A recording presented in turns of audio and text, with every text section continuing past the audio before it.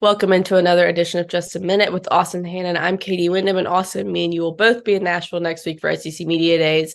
I will just be there for the Alabama Day. You'll be there all week handling stuff, but it's kind of an interesting year for Alabama in that there's not any super big names that were automatic. It was a question of who will be at SEC Media Days. We now know it's going to be J.C. Latham, Kool-Aid McKinstry, and Dallas Turner, but there's no superstar per se coming into this season like we've seen in the past with a Bryce Young or a Devontae Smith, or there's big names coming into the season. Obviously, this roster is talented, but Austin, who do you think by the end of this season will be the big name everyone's talking about? Well, it usually starts on offense. I mean, I think that's the position group you move to first. Obviously last year, Bryce Young, but, Will Anderson, even on the defensive end, was able to kind of be one of those huge names in the sport. And like you said, this year, it's like, who do you point to? When you're thinking about Alabama and you're an outsider and maybe you're not too familiar with the team, who do you know on the team? I think Kool-Aid McKinstry's one of those guys. He's kind of an outspoken guy, plays defensive back, which is a pretty important position in the sport. Dallas Turner's kind of try to be the new Will Anderson. It's going to be hard for him to kind of replace that, but he's gotten to compete with him and play alongside him the last 2 years. And so those are the two guys on defense you maybe think of. Obviously, Malachi Moore might be able to step back into that role. He was a big name on the team in 2020.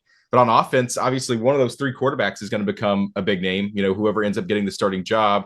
The running backs are all good, but there's not really like one you point to. So offense is a little different. I think J.C. Latham's going to be a first-round draft pick. So by season's end, he's going to be one of those guys that people are going to be like, wow, he's one of the best offensive tackles in the country. But, offensive line's not really like, a sexy position that people like point to and are like, oh, like I want to offensive go buy lineman, his cool. jersey. Yeah, I'm going to buy a J.C. Latham jersey. So, you don't have Tua Tagovailoa, you don't have Bryce Young, you don't have Jalen Hurts, you don't have one of these big star names. But I think Alabama's got a big, solid group of players on both offense and defense that is a reason this team's ranked number 2 coming to the season. I mean, it's no joke that they've got a lot of talented players. Obviously, we've seen the recruits that come in over year after year.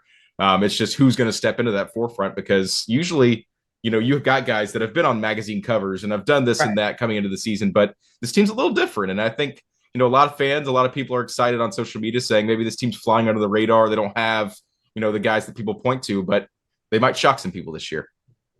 But so who do you think it's going to be? Yeah. I think if you had to pick maybe one of the running backs, which running back do you think is going to be the big name at the end of the season? Well, Justice Haynes, I think he's going to explode onto the scene. I think I even compared him to maybe he's going to have a Mark Ingram type of freshman season. Obviously Jace McClellan's going to be great. Roydell Williams is going to be good, but they might need some kind of superstar to step up in that role. And think about 2008. You go into that season not really knowing.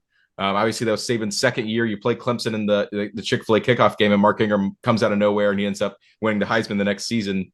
I think Justice Haynes is going to have a great year. I think he's a guy that can become a star. I think J.C. Latham, if you want to call offensive lineman a star, is a star. And obviously a quarterback, one of them is going to step up. If Milroe can learn to throw the ball downfield, he can turn into a Heisman candidate. I mean, he's that close. I mean, he is a couple good throws away from becoming a Heisman candidate with his ability to run the football. So that's offense. I got to go Kool-Aid and Dallas on defense, and we'll get to hear from him next week. Yeah, and just to be clear, like, we're not saying that there aren't stars on this team. No. We're just saying there's not that big name, marketable NIL guy, the guy they're putting on, the program cover. Like, even Alabama the other day was doing a promo for tickets they were releasing, and Will Riker was on there. When you have a picture on there, that kind of shows that you don't have maybe the superstar power you're used to at Alabama. So I think one guy's name we're kind of going to know a lot by the end of the season is Malik Benson, the transfer wide receiver. I think he's going to be that kind of receiver element that Alabama was missing on offense last season, the guy that can really take the top off the defense and have the speed downfield. And with questions at quarterback, I think you're going to need some sort of receiver to step up, if not multiple. I think Ja'Cory Brooks could also become that guy. We've seen, taste He's of had it. his moments. Sophomore year. So we'll see, but we're excited to get into SEC Media Days next week, and football season will be here before you know it. But that'll wrap up today's Just a Minute. Thank you so much for watching.